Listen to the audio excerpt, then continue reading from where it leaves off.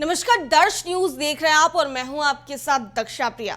जैसे जैसे विधानसभा चुनाव बिहार का नजदीक आ रहा है, वैसे वैसे जो तमाम पार्टियां हैं उनकी तैयारियां भी तेज हो गई है। अब अलग अलग सीटों की दावेदारी अलग अलग जो भावी प्रत्याशी हैं वो करते नजर आ रहे हैं। हालांकि अभी तक सीट बंटवारा जो है उसमें थोड़ा समय है और सीट बंटवारा होते ही जो प्रत्याशी हैं वो लग जाएंगे टिकट लेने के लिए। अब ऐसे में अगर एक सीट की बात करें जिसकी चर्चा पिछले दिनों भी खूब हुई थी, वो है महुआ विधानसभा का सीट। हाजीपुर लोकसभा क्षेत्र के अंतर्गत ये सीट आती है और इस सीट की अगर बात कर ले तो यहां से विधायक आरजेडी से मुकेश रोशन है। मुकेश रोशन विधायक हैं और एक बार फिर से टिकट की दावेदारी कर रहे हैं। आपने देखा होगा कि पिछले दिनों किस तरीके से तेज प्रताप यादव ने जहां एक तरफ दावा ठोक दिया था कि वो महुआ विधानसभा सीट से लड़ेंगे और इसके बाद मुकेश रोशन रोते हुए दिखाई दिए थे। उन्होंने कहा कि अगर हमें टिकट नहीं मिलेगा, इतने समय से हमने इस क्षेत्र में काम किया है, तो आगे क्या हम खेत जोतेंगे। लेकिन अब एनडीए की भी थोड़ी बात कर लेते हैं और एनडीए में आखिर प्रत्याशी कौन है, भावी प्रत्याशी जिसकी चर्चा काफी ज्यादा हो रही है, खूब हो रही है। तो एनडीए की ओर से जो घटक दल है एनडीए में ही लोक जनशक्ति पार्टी रामविलास चिराग पासवान की पार्टी है और चिराग पासवान की पार्टी के नेता दावा कर रहे हैं कि टिकट उनको मिलेगा और वो भावी प्रत्याशी हैं। अब ये भावी प्रत्याशी कौन है, इनके बारे में भी जरा हम आपको बता दें।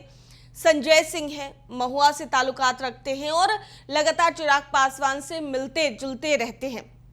आपने देखा होगा कई सारे कार्यक्रमों में चिराग पासवान से उन्होंने मुलाकात भी की है और महुआ विधानसभा सीट से वो दावा कर रहे हैं कि उन्हें टिकट मिल सकता है, दावेदारी अपनी पेश कर रहे हैं। अब ऐसे में पिछले दिनों उनकी मुलाकात चिराग पासवान से हुई भी दिल्ली में। आपको हम वो तस्वीरें दिखा रहे हैं, देखिए तस्वीरें दिल्ली की है जहां पर चिराग पासवान से संजय सिंह मिलते हैं। अब देखना होगा कि टिकट किस तरीके से मिलता है, क्योंकि देखिए जब जो पार्टी है लोक जनशक्ति पार्टी रामविलास, उसकी अगर टिकट की दावेदारी की बात की जाए तो लगातार लोग ये कह रहे हैं कि 25 से 30 सीट चिराग पासवान के खाते में जाएगी।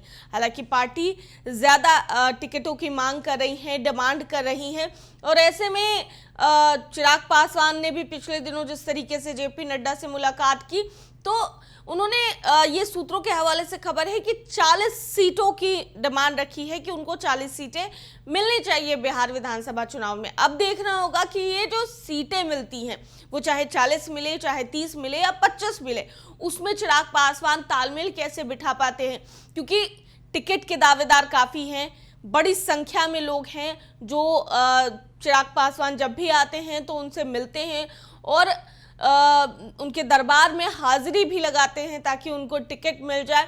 तो अब ये गौर करने वाली बात होगी, जहां एक तरफ आरजेडी की ओर से साफ कहा जा रहा है कि मुकेश रोशन को ही टिकट मिलेगा, कारण कि जिस तरीके से तेज प्रताप यादव ने जब ये बयान दिया कि वो महुआ से चुनाव लड़ेंगे, उसके ठीक बाद वो आरजेडी सुप्रीमो लालू प्रसाद यादव की गाड़ी में बैठकर कहीं जाते हैं और इससे साफ मैसेज दिया जाता है कि मुकेश रोशन को चिंता करने की जरूरत नहीं है, टिकट उन्हें ही मिलेगा।